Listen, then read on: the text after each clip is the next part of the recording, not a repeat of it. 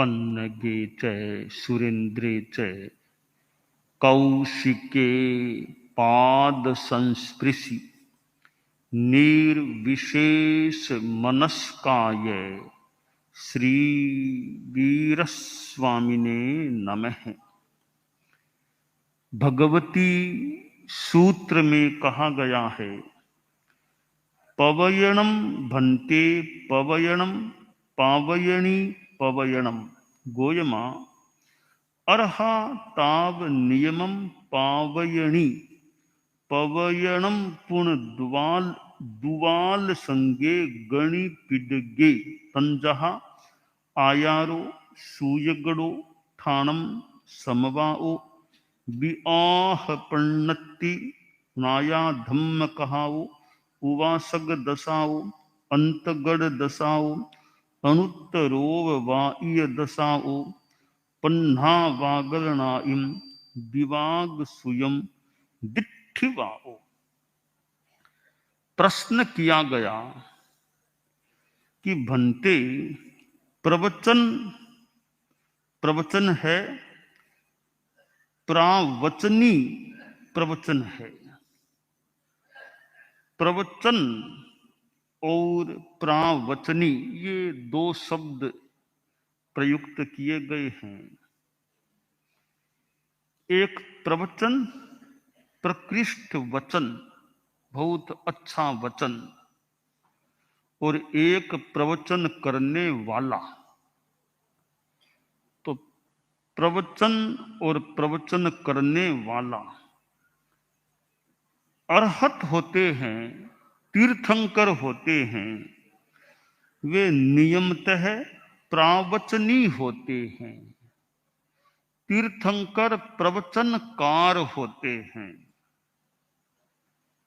और प्रवचन जो आगम है या द्वादशांगी यानी गणिपिटक, द्वादशांग गणिपिटक कि गणि यानी आचार्य, पिटक यानी मंजूषा। तो आचार्य होते हैं गणि अर्थात आचार्य, और पिटक यानी मंजूषा कि जो आगम होते हैं वे आचार्य की मंजूषा होती है। कि आचार्य की एक संपत्ति है तो वह आगम है। इसलिए यह श्रुत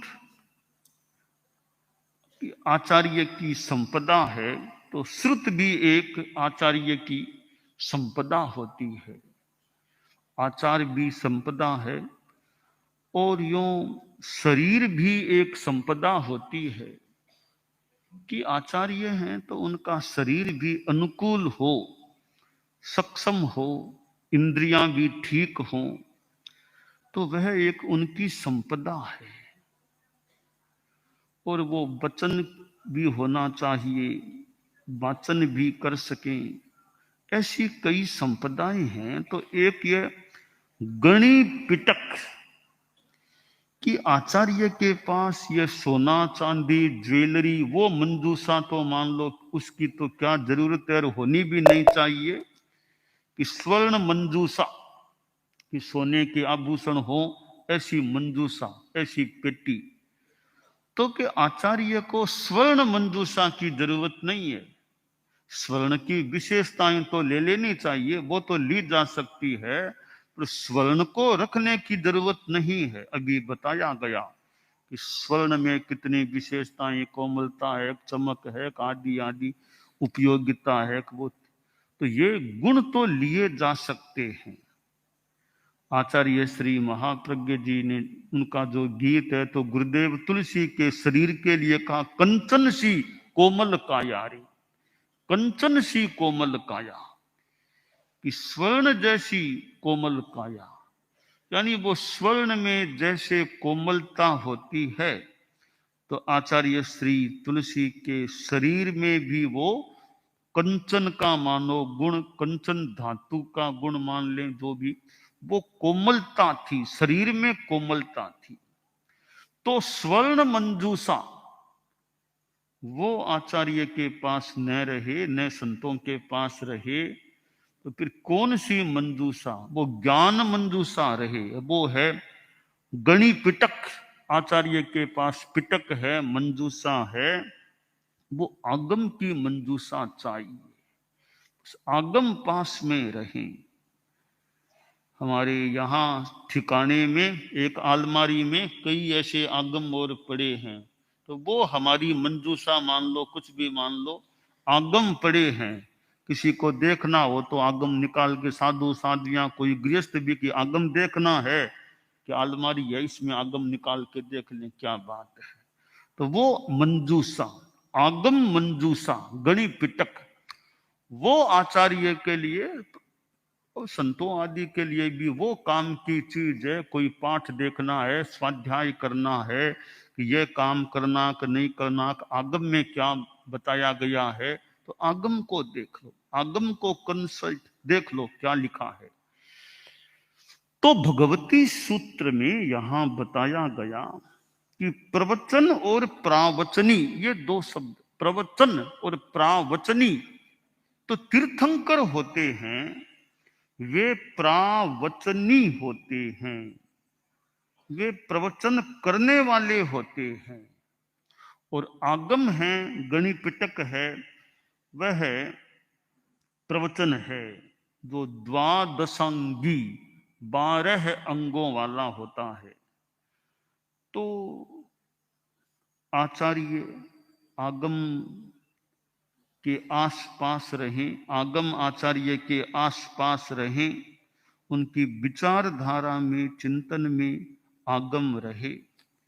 क्योंकि आचार्य तो यूं देखें तो तीर्थंकरों की या आगमों की बात एक बड़ा आधार है, यूं मानना चाहिए आचार्य का। तीर्थंकर होते हैं, वो तो कह दें मैं ऐसा कहता हूं, मैं ऐसा कहता हूं, ये मेरा ये कथन है, मेरा ये वचन है, तो वो तो यूं कह दे मेरा यह कथन, मेरा यह, मैं यह कहता हूं, मैं ऐसा कहता हूं। ऐसे आचार्य भी मौके पर कह दें भले, मूलतः हम सोचें तो आचार्य कहीं भी आगम में ऐसा कहा गया है, जिनवाणी में ऐसा कहा गया कि मैं क्या, मैं तो जिनवाणी बता रहा हूं, आगम में ऐसा कहा गया, भगवान ने ऐसा कहा, ऐसा आगम में उल्लिखित है। तो तीर्थंकरों को यह कहने की जरूरत नहीं है कि भगवती सूत्र में ऐसा कहा गया है। भगवान महावीर प्रवचन देते तो हम कल्पना करें वो ऐसा नहीं कहते कि साहब बखान सुनो, भगवती सूत्र में देखो ये कहा गया है, ये तो माश्रमण कहते हैं भगवती सूत्र में कहा गया है। महावीर को जरूरत नहीं है भगवती सूत्र का नाम लेने की, नाया धम्म कहो ठाणंग, किसी का आधार बनाने बताने की जरूरत नहीं है उनको कि आगम में ऐसा कहा गया कि अमुक आगम में ऐसा कहा गया, ये उनको जरूरत नहीं है। वे तो खुद अपनी बात कहते हैं, बस हम जो उनके भक्त हैं वे कहते हैं भी भगवान महावीर ने या आगम में, भगवती में, इसमें यह बात कही गई है। तो आगम आचार्य की मंजूषा होती है, गणि पिटक आचार्य मंजूषा होती है। और आगम एक बड़ी संपदा है, संपत्ति है कि प्रवचन 12 अंगों वाला है, आगम की द्वादशांगी है, नाम भी दिए गए हैं। जैसे आचार, आयारो है, एक आगम है, और आचारंग यानी जो प्रथम श्रुतस्कंद है, उस पर परम पूज्य आचार्य श्री महाप्रज्ञ जी का संस्कृत में भाष्य भी है, संस्कृत में लिखा हुआ है। और संभवतः कई वर्ष लग गए थे आचारंग पर संस्कृत का भाष्य तैयार होने में।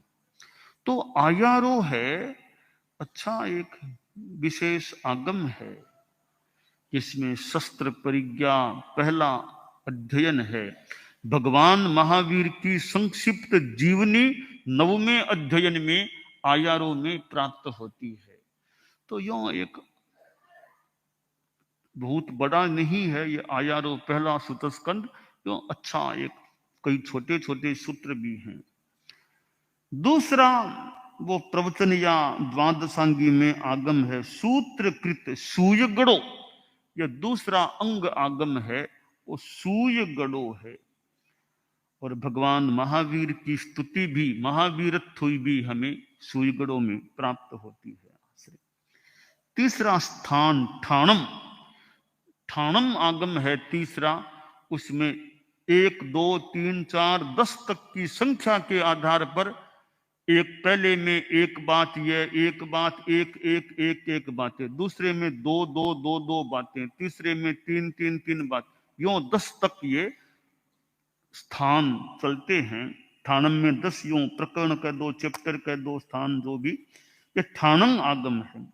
चौथा समवाय, समवाओ, ये भी थोड़ा ठाणम की तर्ज पर है, वो 10 से भी आगे संख्या चलती है वैसे।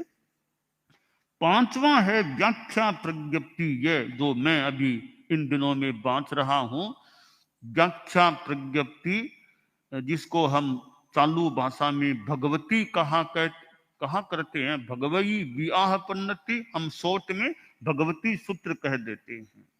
बहुत विशाल काय आगम है। छठा आगम है अंग आगमों में ज्ञाता धर्म कथा, बड़ा सरल दृष्टि, यानी कथा प्रसंग, घटना प्रसंग जो भी, इससे बड़ा एक अच्छा वो आगम है, ज्ञाता धर्म कथा। और आगे है उपासक दशा, उपासक श्रावकों के उसमें वर्णन है, प्रसंग है। उपासक दशा, उपासक श्रेणी में उपासक होते हैं, तो उपासक शब्द भी हमारा आगम पर आधारित मान ले, आगम आधारित शब्द है उपासक, जो आगम का नाम भी है, उपासक दशाओं। और फिर है अंतगढ़ दशाओं, कुछ दिनों पहले उसका लोकार्पण यहाँ हुआ था, प्रकाशित होकर आया था। अंतगढ़ दशाओं वह आगम है। और अनुत्तरोपपातिक दशा, अनुत्तरोप वाह्य दशाओं, यह भी अंग आगम है। फिर आगे है प्रश्न व्याकरण, पन्हा वागरणाई। फिर आगे विपाक श्रुत विवाग सुयम। और 12वां जो है दिट्ठिवाओ, अभी हमें 11 अंग वैसे प्राप्त हैं। तो ये प्रवचन हैं, तो तीर्थंकर हैं, अरहत हैं, वे प्रवचनकार हैं, वे प्रावचनी हैं। तो तीर्थंकरों की वाणी कितनी कल्याणी गरिमा वाली, तीर्थंकरों की साक्षात वाणी। तो अभी तीर्थंकर हमारे यहाँ हमें उपलब्ध नहीं है, परंतु आगम वांग्मय हमारे पास हैं। ये आगम वांग्मय हमारे लिए बड़ा महत्वपूर्ण है, एक दिशा निर्देशक है, मार्गदर्शक है, एक आधार है। तो इन आगमों में यह भगवती सूत्र इस चतुर्मास में हमारा एक मूल व्याख्यान का प्रायः बहुलतया आधार बना हुआ है। और भगवती सूत्र के आधार पर कुछ बताने का, कुछ व्याख्या करने का अवसर भी मुझे प्राप्त हो रहा है। तो यह 5वां अंग आगम होता है। तो यह प्रवचन तीर्थंकरों का मानो एक कार्य है कि प्रवचन करना बड़ा सुंदर महत्वपूर्ण कार्य होता है। प्रवचन करना, हमारे साधु साधियां हैं, बहिर्बिहार में रहने वाले भी हैं, यहाँ गुरुकुलवास में रहने वाले भी हैं।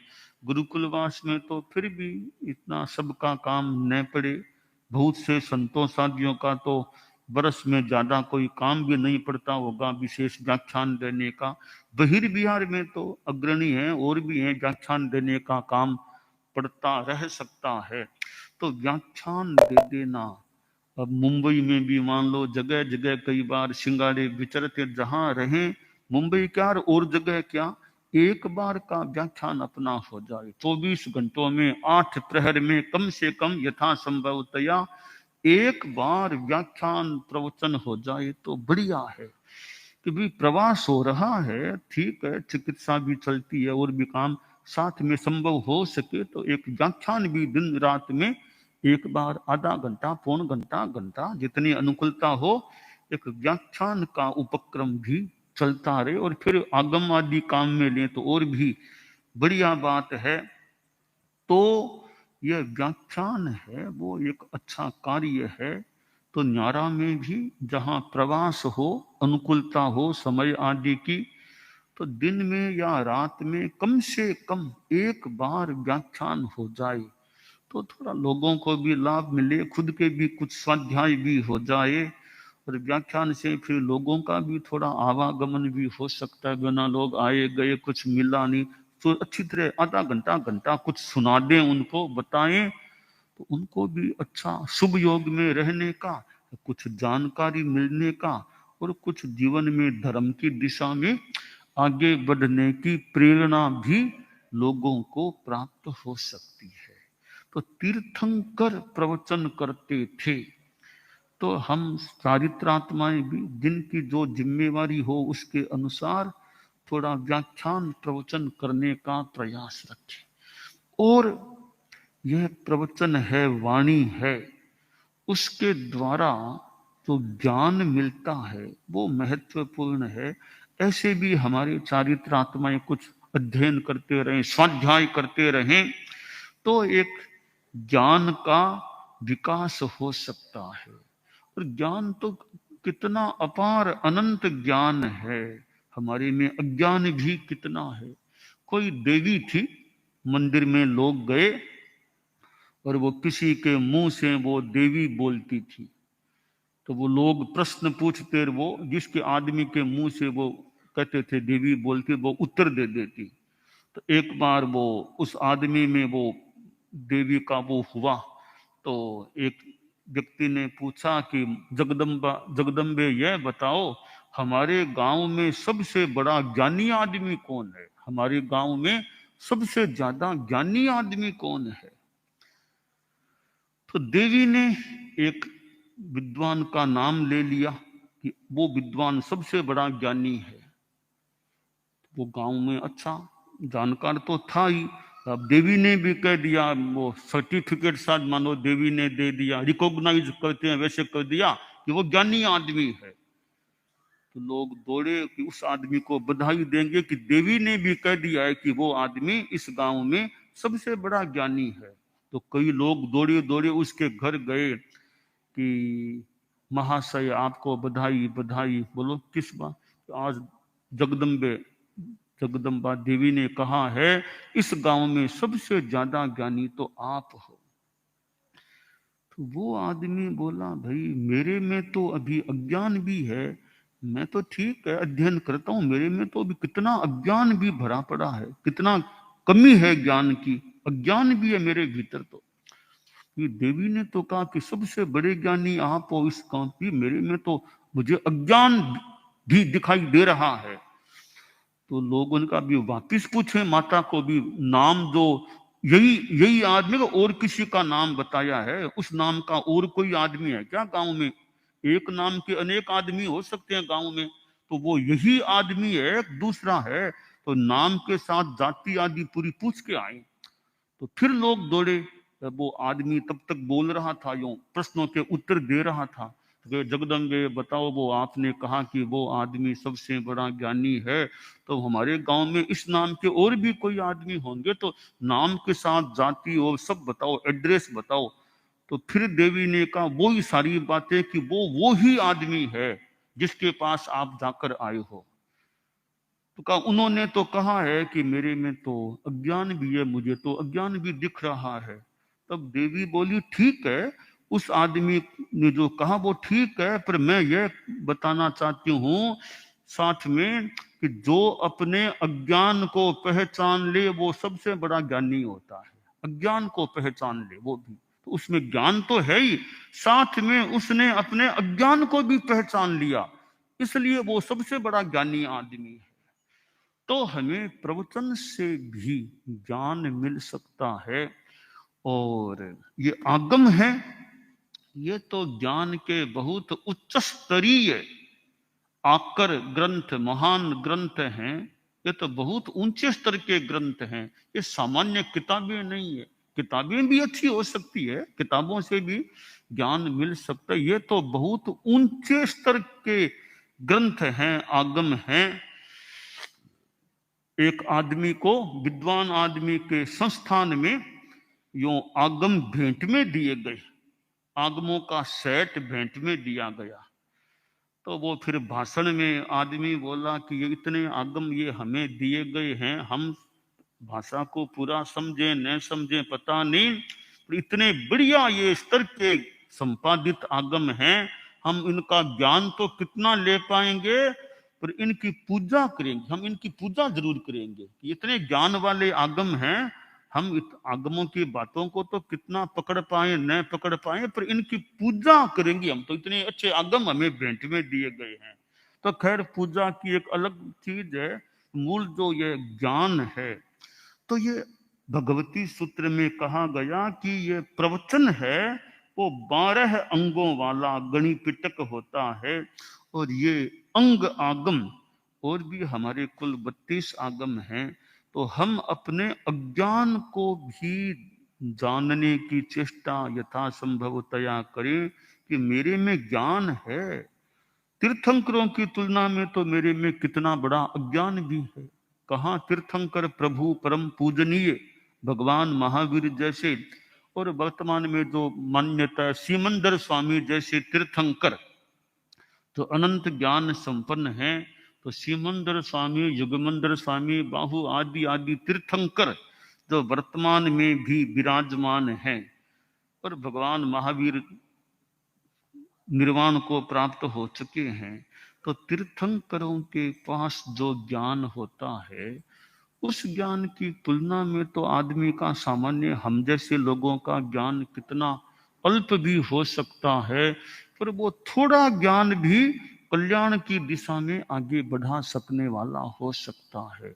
भले गुड़ है, एक तो गुड़ की भेली है, मान लो गुड़ की भेली तो नहीं है, गुड़ की डली भी पास में है, और डली भी मुंह में लो थोड़ी सी मिठास आ जाएगी ना।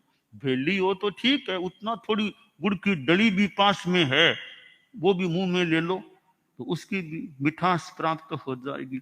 मिश्री पास में है, थोड़ी मिश्री मुंह में ले लो, मिठास तो है, छोटी सी मिश्री है, थोड़ी सी मुंह में लो, मिठास आएगी। तो थोड़े से ज्ञान से भी जो आगम हमारे पास हैं, उनसे भी जो हमें ज्ञान मिले, उससे भी मिठास कह दें, कुछ ज्ञानवत्ता जानकारियां प्राप्त हो सकती हैं। तो भगवती सूत्र में यहाँ कहा गया कि जो अरहत होते हैं वे प्रावचनी कहलाते हैं, प्रावचनी हैं, और प्रवचन है वो आगम यानी 12 अंगों वाला गणिपिटक होता है।